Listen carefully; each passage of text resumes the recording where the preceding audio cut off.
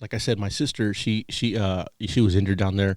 Have you ever been injured on the job?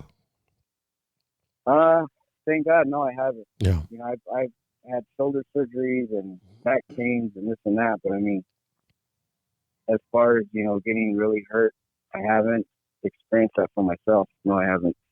Yeah.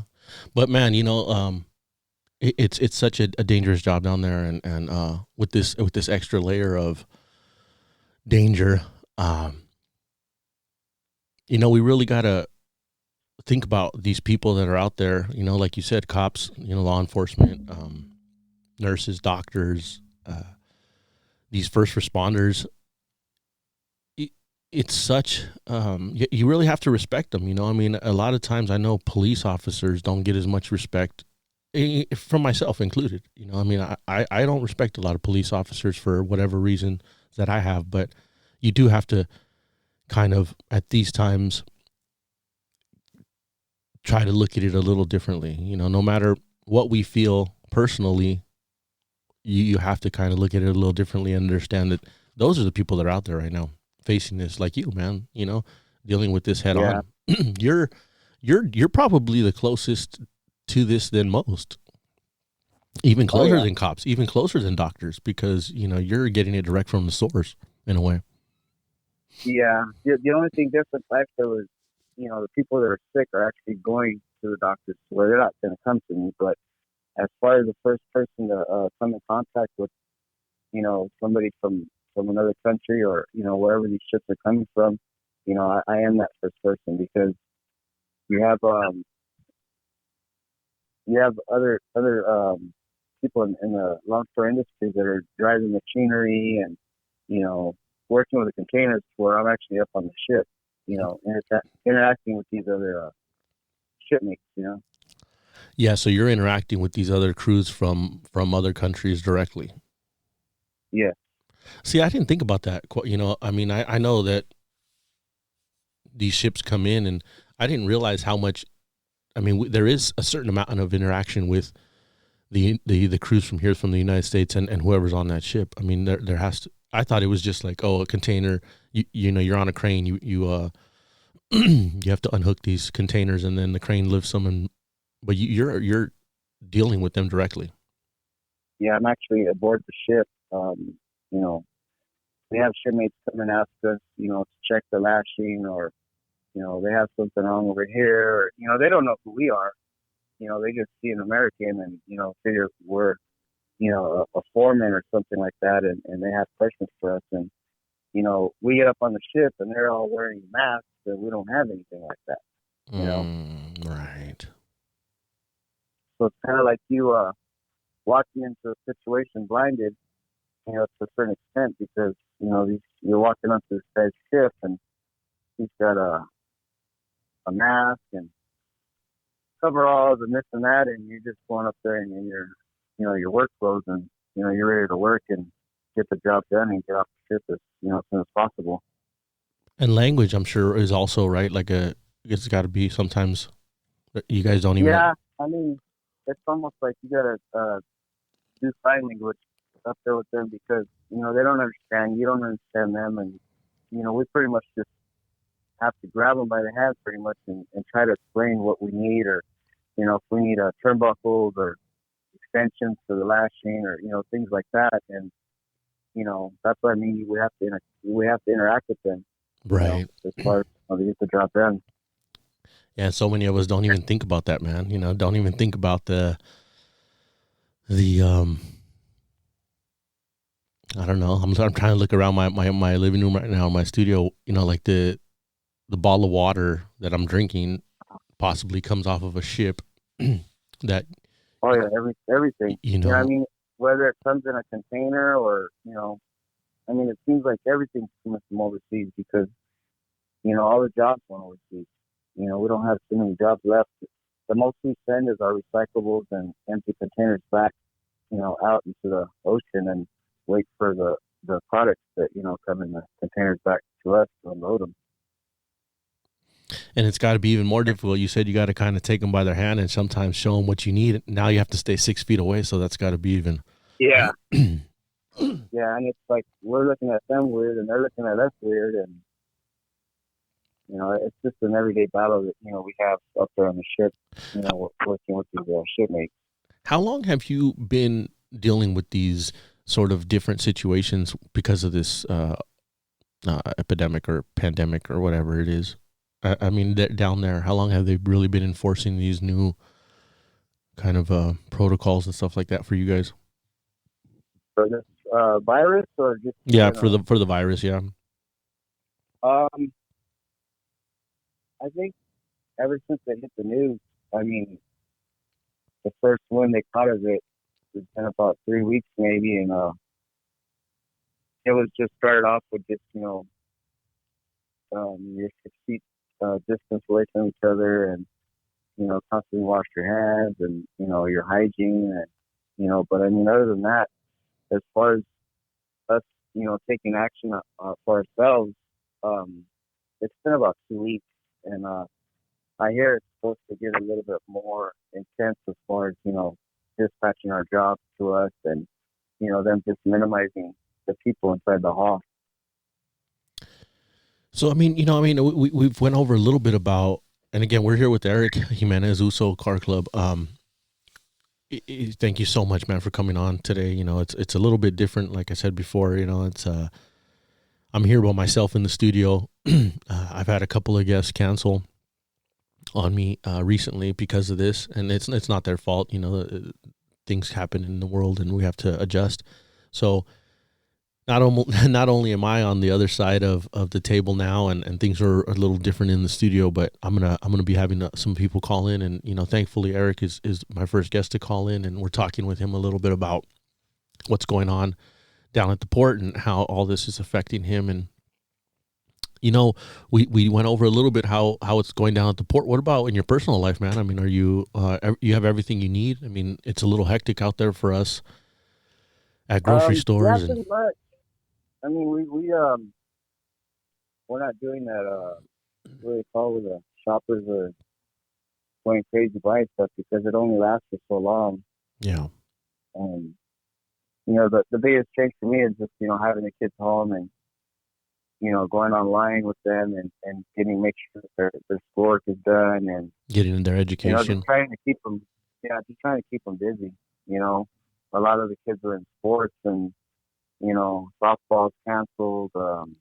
My son golfs now, and they close the golf courses. So we're buying things for them to still do here at the house, so that they don't get too bored. I hate the video games, and it seems like that's what they're doing now. Yeah, the tablets are in their hands. Yeah, so it's all. I mean, it's all taking its toll on everybody. As the time goes on, people are getting bored and don't know what to do, and it's like some people are saying, it's like being on house arrest. Yeah, yeah, exactly like being on house arrest. You can't really do much. But I think for the most part, trying to set up a schedule, for yourself, especially Yeah. for moms and dads that are home with the kids. I mean, a really good friend of mine, she was telling me, she kind of sets it up. So, she wakes up in the morning, her kids are making their beds, she's making breakfast, then, it goes straight to some schoolwork for a couple hours, and then quiet time, and then reading time. And then, kind of break up so they know what to do, and they're kind of staying out of your hair. There's a lot of people, Yeah. There's a lot of people right now that are going through a really, really difficult time. They're families that are in very tight spaces that normally aren't there all day long together. There's families that have a bunch of kids in the house that maybe aren't used to having a bunch of kids because they're usually at school. So there's a lot of pressures that are happening right now in families, and we just need to really try to be there for each other as much as we can. Yeah, like they say, in 9 months, you're going to have a lot of divorces and a lot of babies being born. Yeah, definitely. And a lot of other stuff, man. There's going to be a lot more Yeah. child abuse cases. There's going to be a lot more domestic violence cases. There's going to be Yeah. You know, Yeah. what happens when these people that are hoarding food, what happens to the people that don't have food at all? There's going to be more violence. There's going to be some um, more robbing. You know what I mean? So it's gotta you gotta remember that we have to help our neighbors. You know, here where I live, we have the neighbor app. You have the neighbor app over there? No, we don't. I didn't hear anything about that. Well, it's something that's been going on for a couple of years. I think a couple of years, but every neighborhood I think does it. It's just an app you can Uh, jump on and you punch in your zip code and then you kind of see who's on the neighbor app. We have it here in Torrance, and it's kind of cool. You know, an older lady, she posted, you know, hey, I haven't been able to find potatoes or toilet paper, and she's older, you know, and oh yeah. within a day, within less than a day, she had all the potatoes and toilet paper she needed from neighbors around here, you know. Or they posted something, why don't we put teddy bears in the windows so that we can do like a scavenger hunt for the kids, so parents jump in the car with their kids and then drive around the neighborhood looking for bears in windows, teddy bears. So it's just Oh, okay. That's little things to try to help each other get over this, you know what I mean? yeah, yeah. No, that's a good idea. You know, I myself, you know, called a couple people that I know that are elderly and stuff like that. You know, I'm actually looking for something to do for anybody really. You know, but it's just hard because you have so many people that you know really need the food and others that they could do without, but they'll take it. You know what I mean? Oh yeah, for sure, for sure. And it's like I'm personally looking for that family that they're living off a can of beans or one meal a day because they're how do you say it They're just resources. They don't have the resources to get what they need right now. yeah it's kind of like they're making their money stretch because some of these people are even out of work, so they don't have the money to go get groceries, and I'm fortunate and blessed enough to be able to go to work and provide for my family, and that's not something that's laying heavy on my shoulders where these people are dealing with having their kids home from school. I understand the kids are, some schools are giving meals for breakfast and lunch, but what about dinner? And you And what still have about to the go to dessert? that school. You still have to go there and be in these groups where you're not supposed to be to pick up these lunches. So it's you're we're Well, I doing think they have like drive-throughs where you drive up in your car, so you're not really around a lot of people. right, right, okay, okay. Yeah, but But that's what's that's my thing. important is you, like people like you, Yeah, man, who want to do that. yeah, it's like I just my thing is I want to help somebody, and I don't want to put it out there like some people say it's nice to give out of your heart and don't put it on social media so people see the positive that you're doing. But sometimes in this situation it's kind of nice because you see somebody do it and you're like, man, how come I can't do that? Or I want to do something like that. Maybe it's not to get any kind of like pat on your back, but more to get other people to do what you're doing. I love that. So that That's a they different way to see, look at it.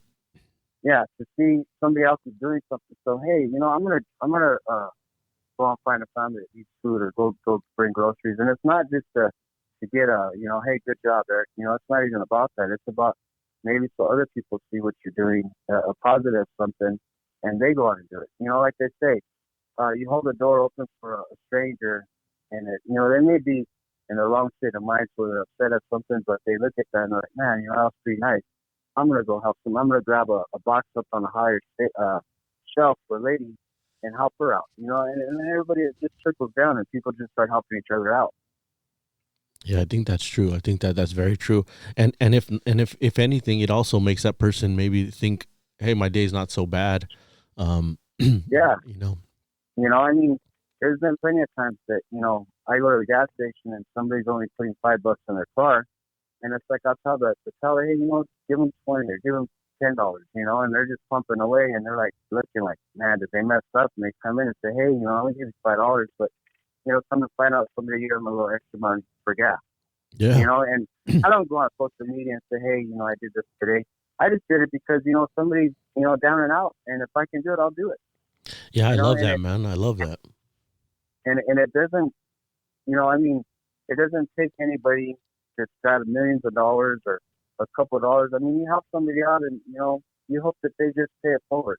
You know, and you may bring somebody some groceries, and they're like, hey, I'll take care of you next time, or I'll get you back. And it's like, no, pay it forward. Do it for somebody else. I don't need it. Right. Do it for somebody else and make somebody else's day. Yeah, I agree. And the other thing is there's a lot of people out there right now that need help, that have so much pride, and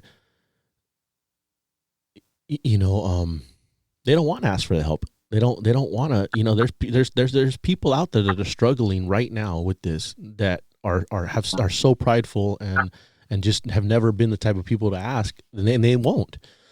So we have to be conscious as human beings of these people, and be aware. I posted something on Facebook the other day, just kind of about, domestic violence and child abuse. It's like we have to be more conscious of that right now while we're going through this. And even like, I was thinking about homeless people, or people that are asking for money, panhandlers, stuff like that. There's no one on the street right now to help these people out, that are struggling, these homeless people that really are homeless, that don't have any options. There's no one out there kind of giving them a few, some change currently. So, I like. With that, I mean, you hear so much about, the city's getting so much money for homelessness and trying to fix things, and they got these new shelters here, one in Wilmington and one in Pedro. But I mean, you gotta give them something to do. There's people that don't really want to be out there in the street, and then there's other people that they don't want nothing for nobody. They're just waiting for their next plan, and that's it. Right. Right. I have a cousin that lives in Texas, and he was telling me that with their homeless people, they have like they do some kind of job with them, to where they gotta be clean, they gotta want to better themselves and get themselves out of the situation.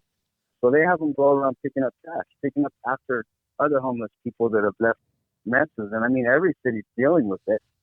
So if you have these homeless people doing something positive and cleaning up, with a day's worth of work, they give them money and a roof over their head for the night. So if we had something like that to offer for them, we weed out the people that want them and the people that are just stealing and getting high and doing all these other things. And I understand them, getting high and being on drugs, because what does that do? I mean, everybody's done it. The time that we do it is to make our body numb, so we don't feel the problems that we're going through that we can't handle. So you go out and you start drinking, or you start smoking, or you start doing other kind of drugs out there, and it's to get away from what you're dealing with in life. Yeah, 100%, man. I was just talking to a friend of mine, and I said to her, I said, I haven't had a drink in a while. A lot of people think that I'm having, drinks when I'm on the show, and but usually it's water or something else. I haven't had a drink in almost 4 months now. Yeah. But I was talking to her, and I said, with all this that's going on, I want a drink. I feel like having a drink. I feel like I want to feel something different. I want to feel something different, man. I don't want to feel this right now, what I'm feeling here, with all this crap going on and all this pressure and not being able to leave, and you know what I mean? So I do understand what you're saying. I do understand exactly what you're saying in a way. I think there's a lot of people too thinking that way. Yeah, people do that, and it's like it's there to numb your body for the moment. Yeah. But the next day when you're sober, it's like you find out you did some other stuff that now you're in more trouble, and your problems are still, if it's bills, your bills are still sitting there on the table waiting for you. So it's not going nowhere. Right. And you feel terrible. That's the whole reason why I don't want to have a drink, is because I know sometimes I do things that I shouldn't, or say things I shouldn't, and then I regret it, and then I wake up hungover, and then like my whole thing was with the show though was I'm gonna not drink while I'm doing the show, and I haven't. I've been keeping to it, because I know that I'm not gonna want to do the show hungover. I'm not gonna want to do the show,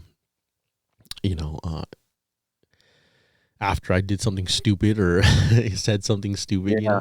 It affects you. I mean, it's sometimes, it's a nice feeling to be a little numb to things, Mm-hmm. but if you know when to say when, then I could say you can do it, or you know Right. yourself, Right.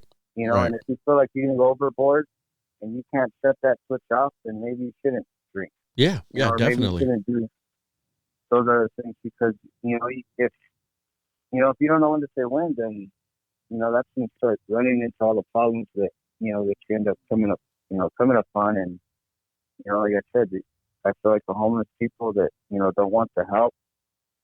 I don't know what to do with them, but the people that like a friend of mine said that there was a man that had everything. He had a good job. They lived in a beautiful home, and his wife got sick, and he didn't leave her side.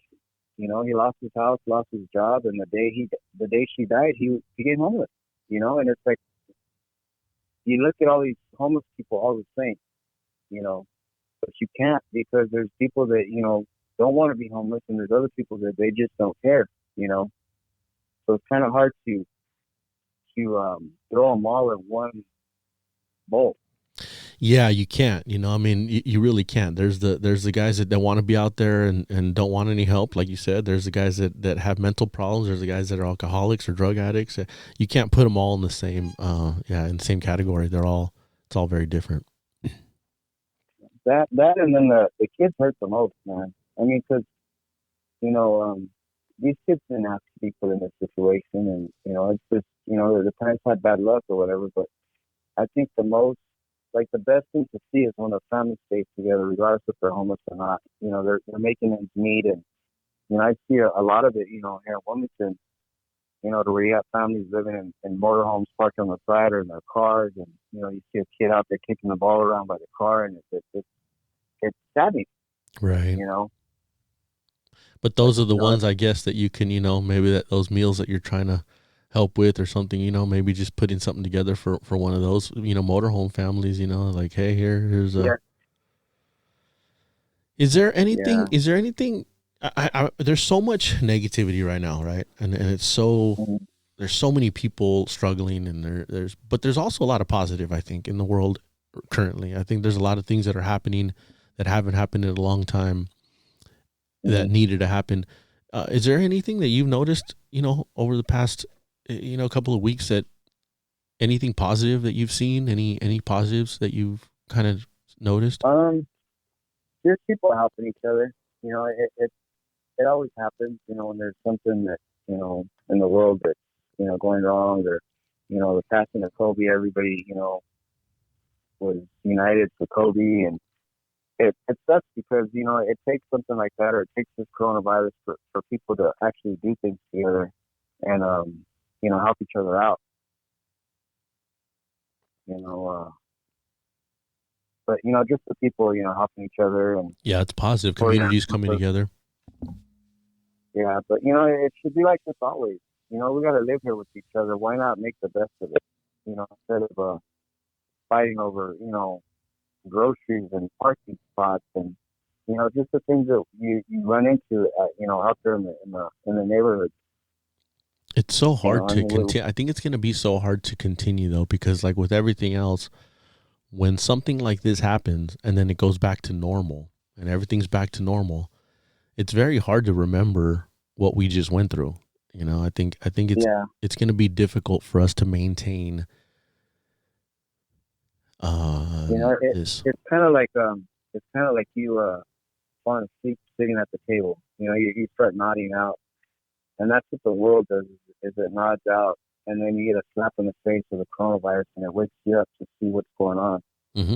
It's like you let the world pass you by, and all this bad stuff's going on, and then you get a slap in the face, and you wake up like, hey, wait a minute, we're not doing that kind of stuff here. Right. Like you disciplining kids when they start running around, your ears start getting they start off losing focus on all the noise, and you start zoning out, and then you snap out of it, and you got kids running around and throwing papers, and that's when you wake up. You're like, hey, we don't do that here. So no running, and don't be throwing those papers. It's like with life. It starts moving so fast that you just become numb of it, and then until you snap out of it and realize what's going on, then you try to take charge and do what you can do to better things for the situation. Yeah. Yeah. Definitely. Is there any? Well, I mean, what is the biggest? I mean, kind of lesson you take away from this? Like so far, what have you out of this whole mess? What's the biggest lesson that you've gotten from it all? Um, it's kind of hard to say. I mean, I'm a firm believer in, everybody's day is marked. You can't change what God's written, and but this has got me second guessing that because there's so many people that are dying from um this Mm. coronavirus thing. It's like I don't think that they would have died if it wasn't for this. But then again, I mean, he does things because maybe the world's moving too fast and he needs to slow everybody down. You know, Yeah, but then maybe this another happened part to of me slow it feels down. like another part of me feels like it's all the government. The government does things and to cover up something else and maybe this whole Donald Trump thing, people aren't even worried about it right now. They're worried about coronavirus and, you know, um, the hurricanes that, went and hit, Louisiana and wiped out, New Orleans. And, then that year the Super Bowl went over there and the Saints won and they got a lot of money for that and they rebuilt it. And it's kind of like, you wipe out a community and you rebuild it. Mm. A lot of stuff happens and I don't know. I mean, that's the way I feel about that kind of stuff. Yeah, I think it's kind of confusing to us because we don't exactly know what's going on and we don't really know what the reasoning is. I mean, I've been quoting a lot of statistics about past epidemics, like H1N1, and I hate doing this on the air because you never know when you're wrong, but I mean, I think it was upwards of 10,000 people died from that in the U.S. I mean, Yeah. we haven't even reached a fraction of that yet here. So, No. and it was the Obama administration that kind of ran that, and they're the ones that decided how it was going to get put out. Now, with the president that we currently have, this is the way that he decided to handle it and the way that it's going out. So, would it have been different if maybe it was a different president? I don't know. I can't say.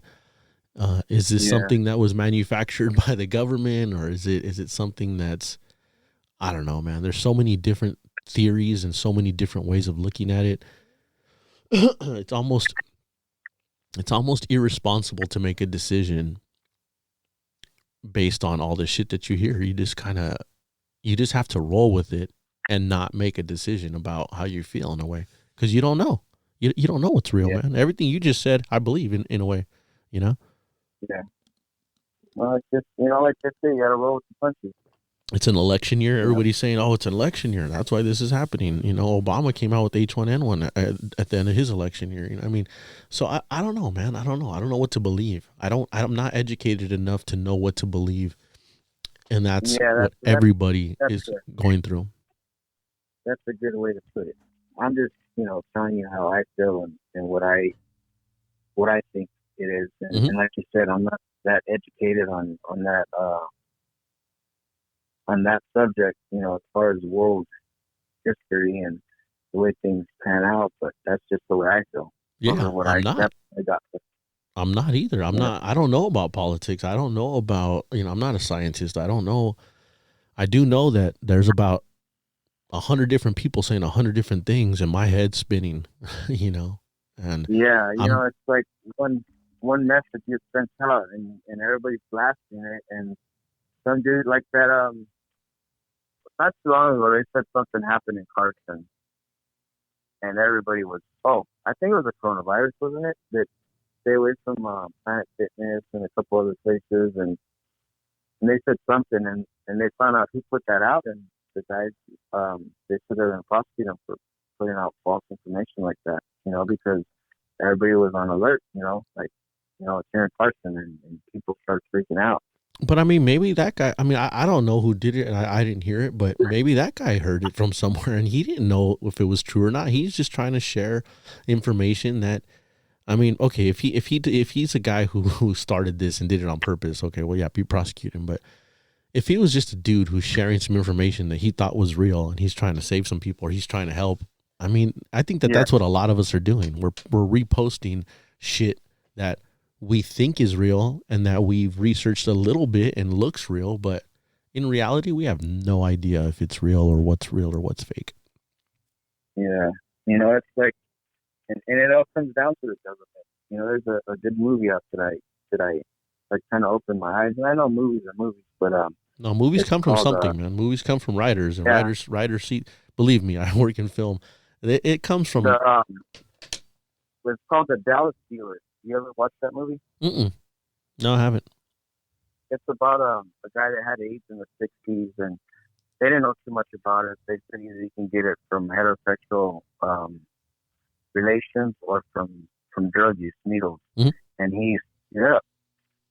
Well, he was trying his hardest to find some drug to cure AIDS, and he found a guy in Mexico. The doctor in Mexico, the FDA kind of kicked him out of the system because he was finding stuff to help cure AIDS or help you live with it. And so he ended up installing it in Mexico, and they were smuggling it across, and he started helping people here in the United States. Well, the FDA caught wind of it and tried to put him out of business. He can't be selling this stuff.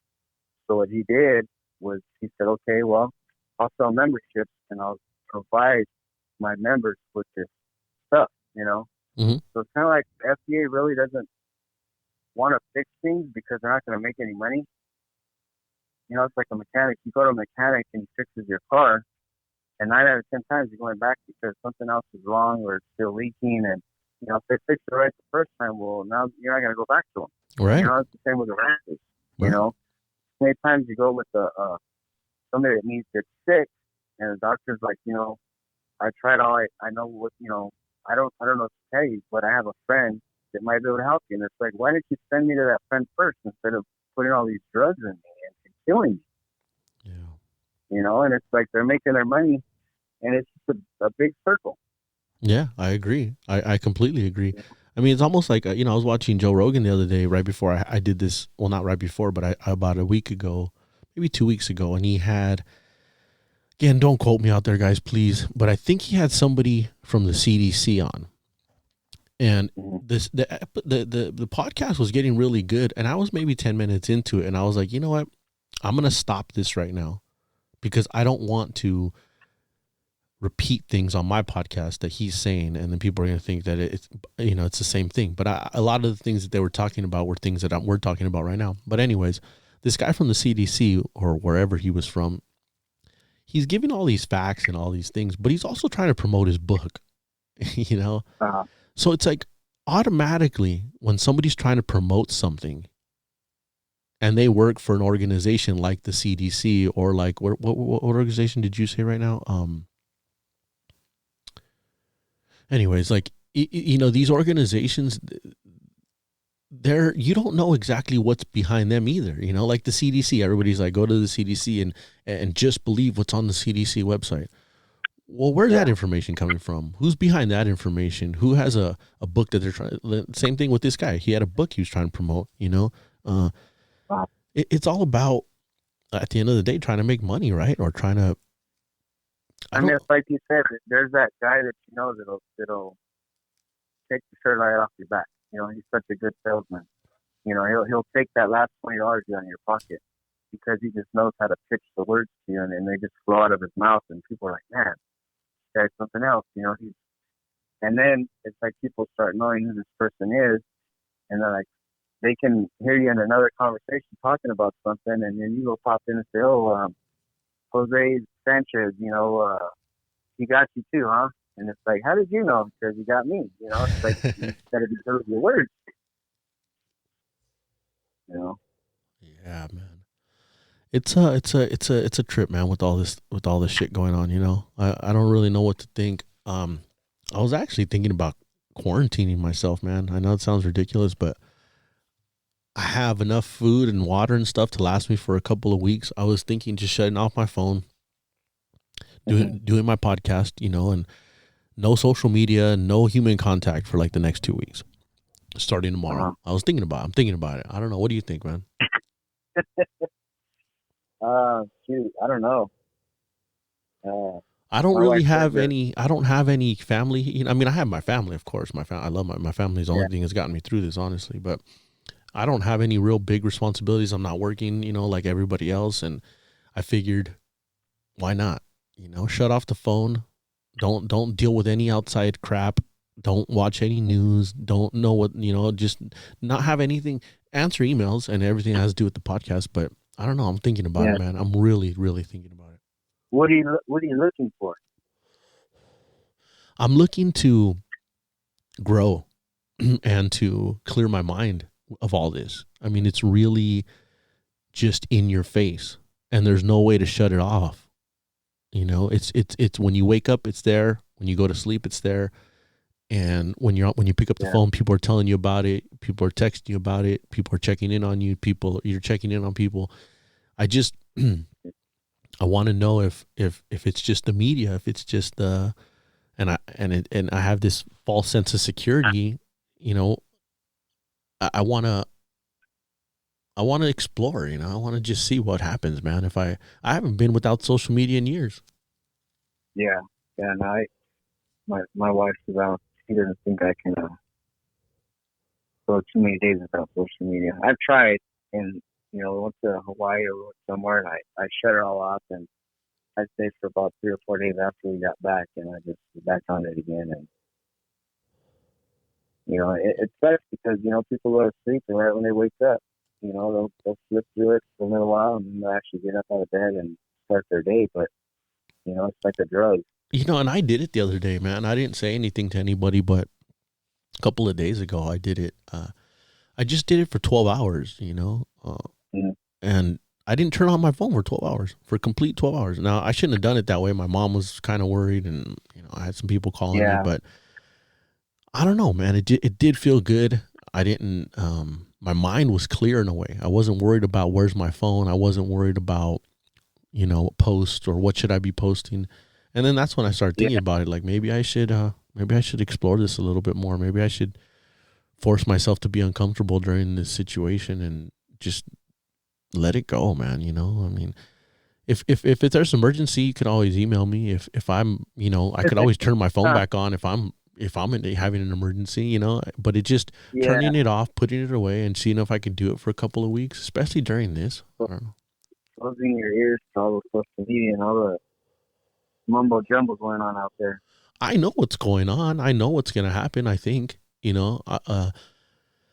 I'm not saying I'm not going to go outside. I'm not going to say I'm not going to wave hi to my neighbors, but just as far as my phone and social media and all that crap, I think a Yeah, couple weeks without it during this right now might be something positive. I don't know. We'll no, see. you're right. I mean, it's I know it'll be an eye opener. I think if That's there's no better time than right now, honestly. yeah, just like with your podcast. I mean, I catch myself sitting in my truck after I get home from work, listening to it, Oh, that's important, man. You need to keep doing that. That you can't stop that. but it's just people that you've seen or you heard of. It's nice to hear their life story or about the shops and this and that, and it's I feel like it's educational, and next time you see him on the street, you'll talk to him like you know the guy, instead of hey, how's it going, you know, and it's just Did you listen to the it, Milkmans yet, or have you? yeah. No, I was waiting because I was like, man, is it Wednesday yet? And I'm like, I remember he said he'd post them that in the evening on Tuesday, so I got off of work at about 1 or 2 in the morning, and I popped it on, and I sat there in my truck for about an hour listening to it, and it was good. I actually talked to him afterwards, and told him he did a great job, and it was nice to hear an OG in the game I loved, talk man. about I that. say it so much. But I really mean it. It's one of my favorites. Like I had such a good time sitting here talking to him, man, and listening to a lot of the things I didn't know and that he Uh-huh. shared and stuff. It was very cool. Yeah, and like I said, I mean, you run into people all day, every day, and they're good people out there. They may have that's like Peter. I mean, you look at him, and he was, big Samoan guy, and he had the he didn't have the welcoming. He didn't have a welcoming image Yeah. until he opened his mouth or you got to know him. You Right. know, Right. Well, you know, and I mean, it's like, that's the thing that people don't understand is you can have tattoos all over your face and have this image of yourself, but you're a different person once you get to know that person. You know. yeah, I agree, man. You know, there's some guys in some groups throughout the throughout the harbor in LA that people wouldn't associate with them, you know, and people would look at them Yeah. and they're scared of them. And some of the nicest guys I've met, man, are in some of these organizations and groups, and you know, some of the people that I trust most, you know, honestly. But Uh, you know, Eric, I I love that you called, man. I really appreciate you, you know, calling in, and I had a little bit of a mix up at the beginning of this, so I'll have to fix it. But um, at the end of this show, instead of going over some random crap that I've found, I wanted to try and get some people to send in a few messages or emails and stuff like that, so that I can people that have listened to your podcast. You know, you were on the show before, and people that have listened to that, or people that maybe are fans of yours or that know you. I wanted them to send in some questions or stories. So a couple of people sent in some stuff, and I just wanted to finish up the show by going over a couple of these things. Is that cool? sure. All right, cool. So Hernan from Engrave It, he sent a message, and he wanted me to talk to you a little bit, or if you could talk a little bit about, I guess I didn't know that you had a one of your cars burnt down or had a fire, and Yeah, that was go ahead. and then I guess it came back even better than ever. He said though, so I just wanted you to kind of share. Yeah, we went to up north to San Mateo, and we sent a 3-car carrier up there. You I said think what? it One was. more time? We went to San Mateo up north San to a Mateo. show, and we sent the cars on a car carrier. It was a 3-car carrier, and it had Hernan's car, it had my car, and it had Tita's car. What car did you have? What car was it?